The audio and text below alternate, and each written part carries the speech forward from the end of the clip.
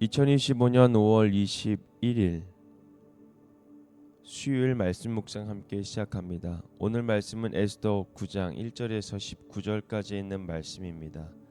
저는 세 번역으로 함께 말씀을 묵상하고 있습니다. 우리 함께 말씀을 묵상합니다.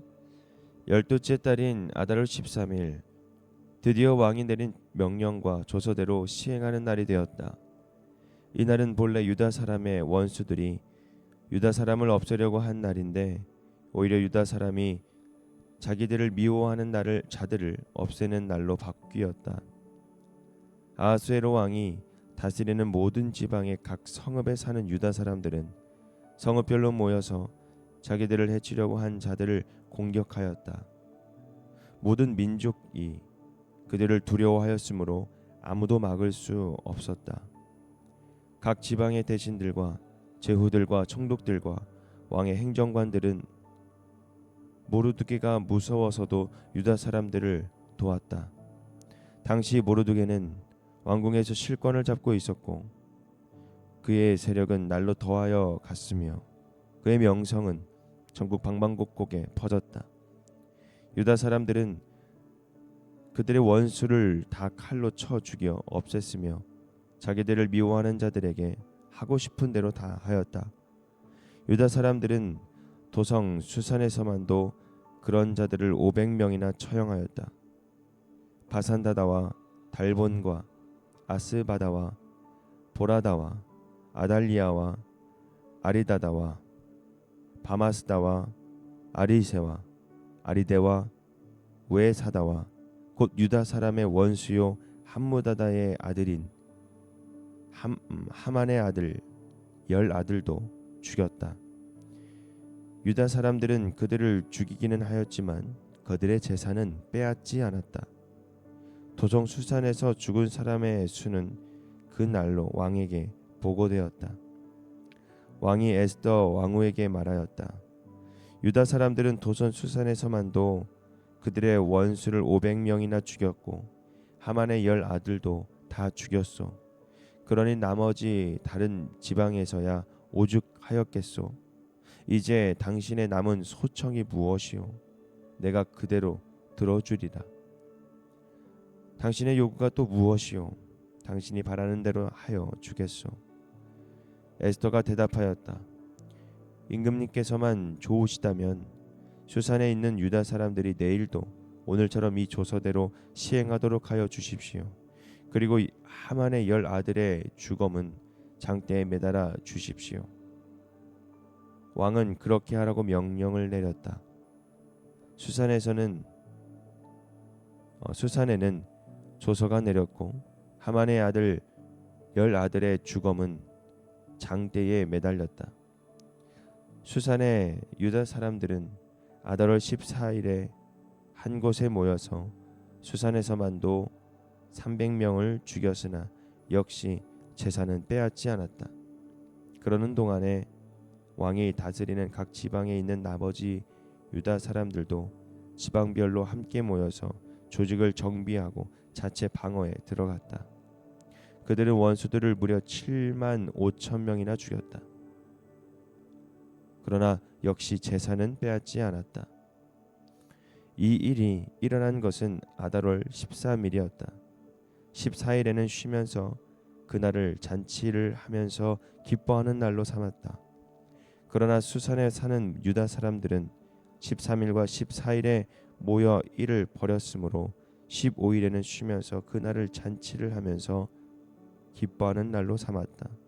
성벽이 없는 여러 마을에 사는 유다 사람들이 아달월 14일을 명절로 정하고 즐겁게 잔치를 벌이면서 서로 음식을 나누어 먹은 까닭도 바로 이것이다.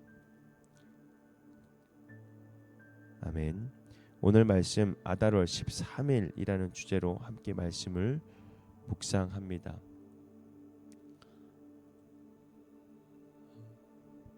이 아달월 13일은 절망이 소망으로 바뀐 날입니다. 에스더서에는 하나님께서 조용히 그러나 분명하게 일하시는 장면들이 많이 나옵니다. 그중 아달월 13일은 유다 민족에게 큰 위기였던 날이었습니다. 그러나 하나님의 도우심으로 완전히 반전이 되는 날이기도 합니다. 본래 유대인들이 몰살당할 예정이었지만 오히려 그들이 원수들을 이기고 생명을 지키는 날로 바뀌었습니다. 오늘 말씀을 통해서 우리에게 주시는 하나님의 그 은혜가 어떤 은혜인지, 그리고 우리의 삶에서도 하나님이 어떻게 역사하시는지를 함께 묵상해 보는 시간이 되었으면 좋겠습니다. 아달월 13일에 일어난 일이 과연 우리에게 무슨 교훈을 허락하시는지, 또 은혜를 주시는지 함께 본문 말씀을 같이 함께 보면서 은혜의 자리로 들어갔으면 좋겠습니다. 먼저 1절에 있는 말씀을 보면 12째 달인 아달월 13일 드디어 왕이 되는 명령과 조서대로 시행하는 날이 됩니다. 도리어 유다인들이 자기들이 미워하는 자들을 제거하는 날이 되었죠. 절망과 두려움이 날이 하나님의 손 안에서 반전이 되는 것을 우리가 보게 됩니다. 모든 것이 끝난 줄을 알았던 그 날이 바로 하나님은 그 백성들이 도리어 승리를 할 수 있도록 만들어 주십니다. 우리의 삶 속에서도 이런 날들이 있습니다. 예상치 못한 은혜와 회복이 찾아오는 날이 바로 그런 날이죠. 절망 중에서도 하나님은 분명히 일하고 계심을 우리는 깨달아야 합니다. 어떤 상황에서도 하나님의 주권을 믿고 기다리는 자들이 되어야 되겠죠. 어떤 상황에서도 우리는 하나님을 놓지 않는 그런 하나님의 믿음의 사람들이 되어야 하는 것입니다. 2절에 있는 말씀을 보면 아하수에로 왕이 다스리는 모든 지방의 각 성읍에 사는 유다 사람들, 그리고 성읍별로 모여서 자기들을 해치려고 한 자들을 공격하게 됩니다. 그리고 모든 민족들이 그들을 두려워하게 되죠. 유대인들이 서로 함께 모여 대적에 맞서올 때에 하나님의 보호가 있었습니다. 공동체의 힘, 연합의 힘이 발휘된 장면인데 이것은 혼자가 아닙니다.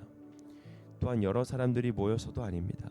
이것은 절대적으로 하나님께서 보호하시고 하나님께서 역사하셔야만이 우리가 가능한 것이죠.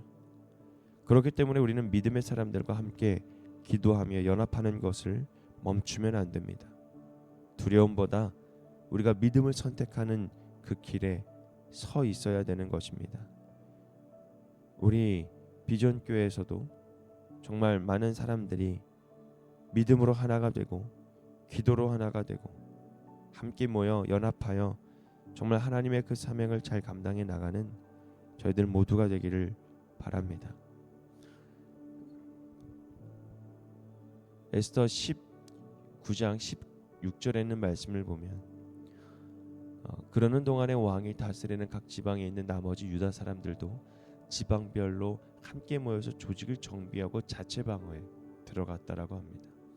그리고 자기들을 미워하는 자 7만 5천 명이 도륙이 됩니다. 유다인들은 싸움에서 이겼지만 전리품에는 손을 대지 않습니다. 복수심이나 탐욕이 아닙니다. 하나님의 뜻에 따라 행동한 것입니다. 즉 참된 승리는 절제와 순종 가운데에 나옵니다. 승리하는 순간에서도 욕심이 아니라 절제를 선택하고 하나님의 방법대로, 하나님의 방식대로, 하나님의 뜻대로 행하는 자가 되어야 합니다. 오늘 마지막 절 19절에 있는 말씀 보면 성벽이 없는 여러 마을에 사는 유다 사람들이 아달월 14일에 명절로 정하고 즐겁게 잔치를 벌이면서 서로 음식을 나누며 먹는 까닭도 바로 이것이다. 아멘. 하나님이 주시는 승리를 감사하며 기념하는 유다인들의 모습은 정말 아름답습니다. 고난을 지나온 사람들만이 누릴 수 있는 기쁨과 그런 감사, 받은 은혜는 그냥 지나치지 않고 함께 나누면서 기억하는 삶. 우리는 이것을 정말 절대로 잃어버리면 안 됩니다.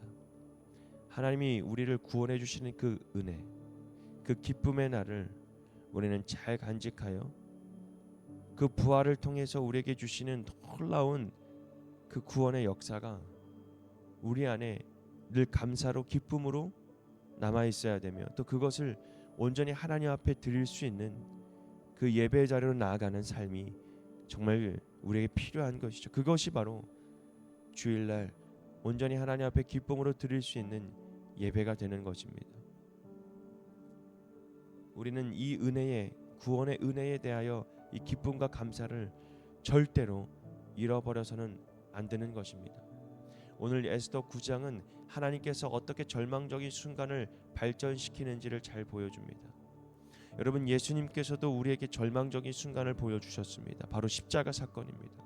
그런데 그 십자가 사건을 통해서 우리에게 절망적인 순간을 보여주셨지만 그 날은 바로 절망적인 순간에서 구원받은 날로 바꿔주십니다. 생명의 날로 바꿔주십니다. 바로 주님께서 우리에게 부활하신 예수님이 되어주셔서 우리가 절망적인 그 순간 속에서 빛 대신 그 하나님의 아들의 그 생명의 그 은혜를 우리가 누리게 되는 것이죠. 바로 끝이 아니라 하나님이 새롭게 하시는 그 날이 될 수 있었던 것입니다. 하나님은 지금도 역사하십니다. 절망 중에서도 하나님의 반전의 길을 우리를 위하여 끝까지 준비하고 계십니다. 우리는 믿음으로 기다리고 순종으로 응답하는 삶이 필요합니다. 받은 은혜에 대해서 우리가 늘 기억하고 감사와 나눔으로 우리가 살아가는 자들이 되어야 합니다. 오늘 하루도 하나님 앞에 감사하며 기뻐하며 그 절망적인 순간에서도 여전히 일하시는 그 하나님의 열심을 기억하며 감사함으로 온전히 기쁨으로 하나님께 올려드릴 수 있는 온전한 하루가 되기를 바랍니다. 이것으로 말씀 묵상 마칩니다.